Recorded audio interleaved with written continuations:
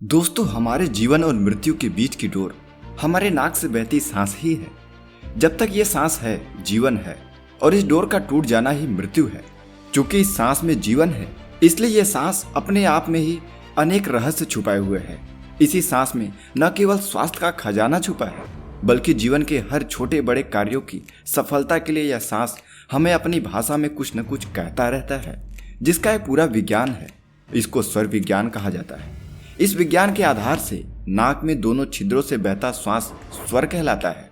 बाएं नासिका में चंद्र स्वर और दाहिनी नासिका में स्वर स्वर बहता है।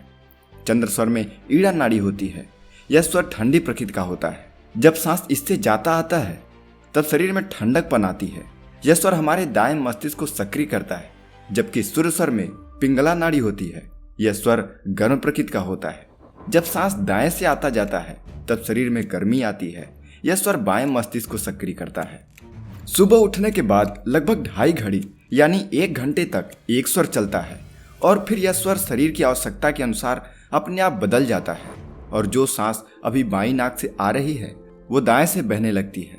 यह स्वर परिवर्तन बड़ी बारीकी से होता है। साधारण व्यक्ति को इसका एहसास तक नहीं हो पाता है। जब स्वर बदलता है तब कुछ देर के लिए ऊर्जा मस्तिष्क के मध्य भाग में बहने लगती है। उस समय ऐसा लगता है कि मानो दोनों स्वर चल रहे हों। इस स्वर परिवर्तन के समय एक तीसरी नाड़ी चलने लगती है, जिसको सुषुम्ना नाड़ी कहते हैं।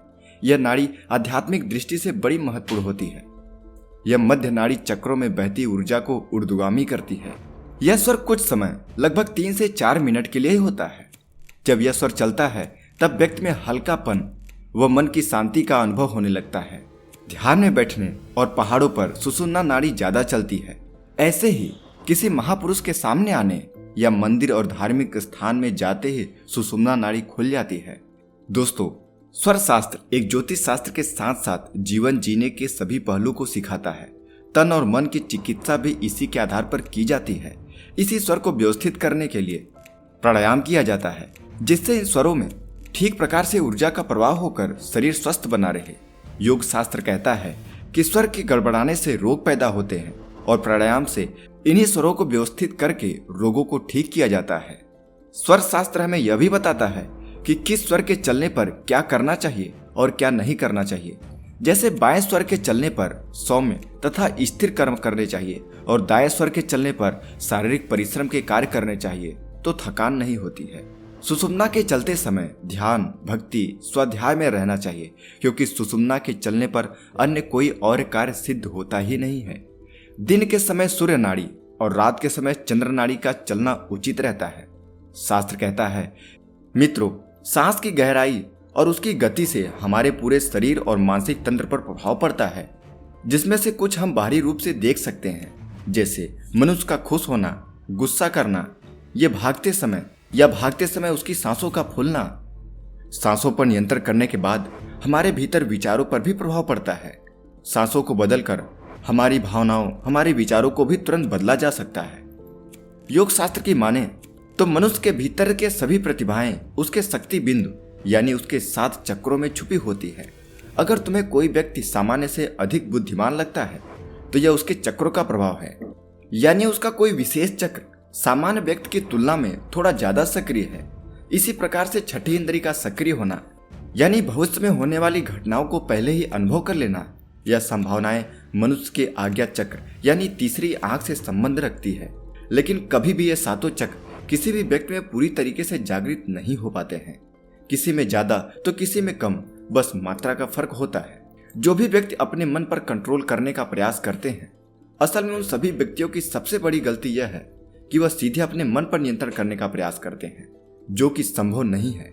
ऐसे व्यक्ति को सबसे पहले अपने सांसों पर नियंत्रण करने का प्रयास करना चाहिए। मन खुद ब खुद नियंत्रित हो जाता है। हम इंसान अपनी 5 इंद्रियों आंख, कान, नाक, जीभ, त्वचा, इन सभी के माध्यम से जीवन को महसूस कर पाते हैं। लेकिन ऐसे बहुत से सूक्ष्म राज और आयाम हैं जिन्हें यह हमारी 5 इंद्रियां नहीं पकड़ पाती हैं। उदाहरण के लिए, जितने सूक्ष्म सुगंध को पकड़ और महसूस कर सकता है वो एक साधारण इंसान नहीं कर पाता। एक बिल्ली किसी भी अनहोनी को पहले ही महसूस कर लेती है।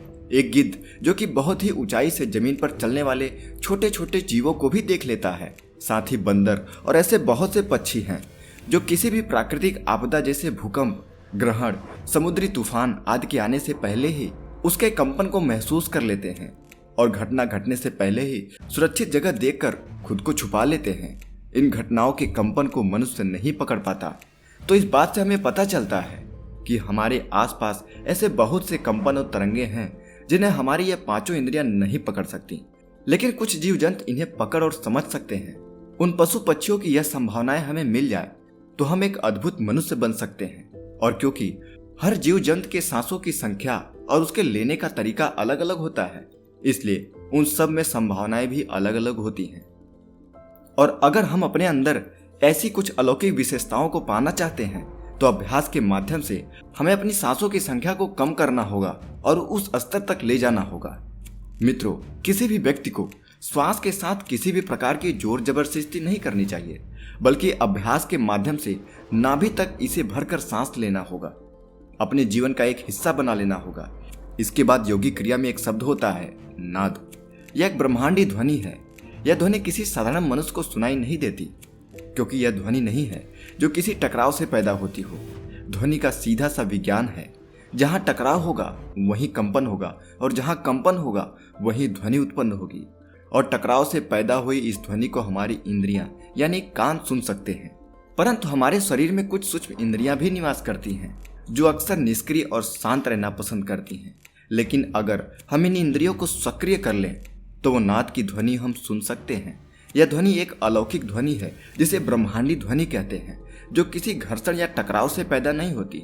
यह ध्वनि बाहर भी है और हमारे भीतर भी है, लेकिन जो व्यक्ति मानसिक अवस्था के उस स्तर तक नहीं पहुंचा है उसके लिए यह ध्वनि केवल एक कल्पना मात्र हो सकती है। लेकिन अगर तुम चाहो तो सही अभ्यास के माध्यम से इसे सुन सकते हो।